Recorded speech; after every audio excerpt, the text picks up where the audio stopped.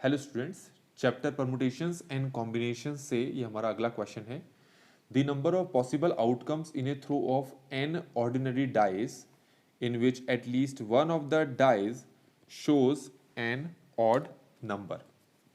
इसको समझाने के लिए मैं क्या करता हूँ, पहले आपके सामने एन डाइज शो कर देता हूँ। तो ये मैंने एन डाइस शो कर दिए। ये फर्स्ट डाई है, सेकंड डाइस, थर्ड डाइस, ये फोर्थ, ऐसे ही ये एन डाइस है। ठीक है।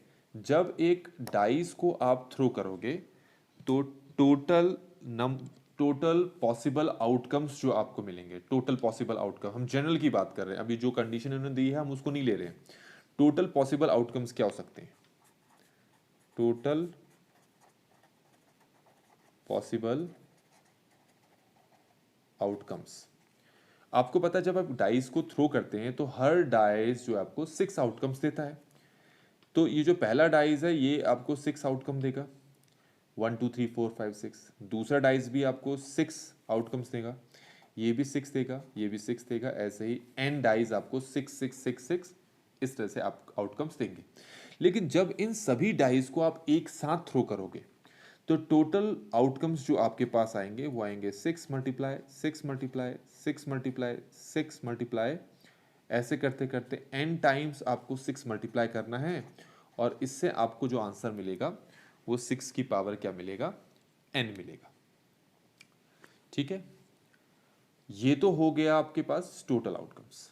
ठीक है, इसके बाद हम इसमें एक चीज निकाल लेते हैं, total number of outcomes when all the dice shows when all the dice show even number। मतलब अब हम क्या करना चाह रहे हैं, हम ये देखना चाह रहे हैं कि अगर मान लो हर एक डाइस में इवन नंबर ही आए तो ऐसे कितने पॉसिबल आउटकम्स हो सकते हैं। तो आपको पता है हर डाइस में 3 इवन नंबर्स होते हैं और 3 ऑड नंबर्स होते हैं। तो अगर मैं इस डाइस को फेंकना चाह रहा हूं और मुझे चाहिए कि इस डाइस से मुझे सिर्फ इवन नंबर मिले, तो ऐसा 3 तरीके से हो सकता है। जब मैं इस डाइस को भी फेंकूंगा और मुझे इस डाइस से भी इवन नंबर ही चाहिए, तो उससे भी आपको कितने पॉसिबल वेज हो सकते हैं? कितने पॉसिबल वेज हो सकते हैं? 3 हो सकते हैं। इससे भी नंबर ऑफ पॉसिबल वेज कितने हो सकते हैं? 3 हो सकते हैं। तो हर एक डाइस से जो नंबर ऑफ पॉसिबल वेज हो सकते हैं वो हो सकते हैं 3 मल्टीप्लाई 3 मल्टीप्लाई 3 मल्टीप्लाई, ऐसे करते करते n टाइम्स, और इसको मल्टीप्लाई कर दो तो ये 3 की पावर n आ गया। ठीक है, तो अब हमें क्या करना है, क्वेश्चन में आते हैं। क्वेश्चन में कहा है कि in which at least one of the dies shows an odd number. तो हमें वो पॉसिबल आउटकम्स निकालने हैं जब कम से कम एक डाइज में तो आपके ऑड नंबर आ जाए। देखो ये हमारे पास टोटल पॉसिबल आउटकम्स हैं और ये वो आउटकम्स हैं जब सभी डाइज में इवन नंबर आ रहे हो, सभी डाइज में।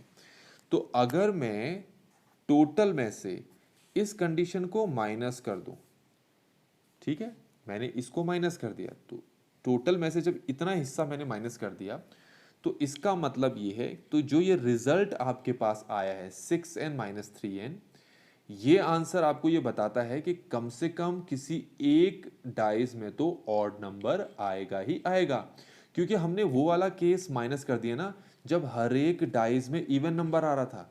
तो जो बचा हुआ केस होगा उसमें यहां पर ऑड हो सकता है, यहां इवन, यहां ऑड, यहां इवन, मतलब किसी ना किसी एक डाइस में एक ऑड नंबर होगा ही होगा।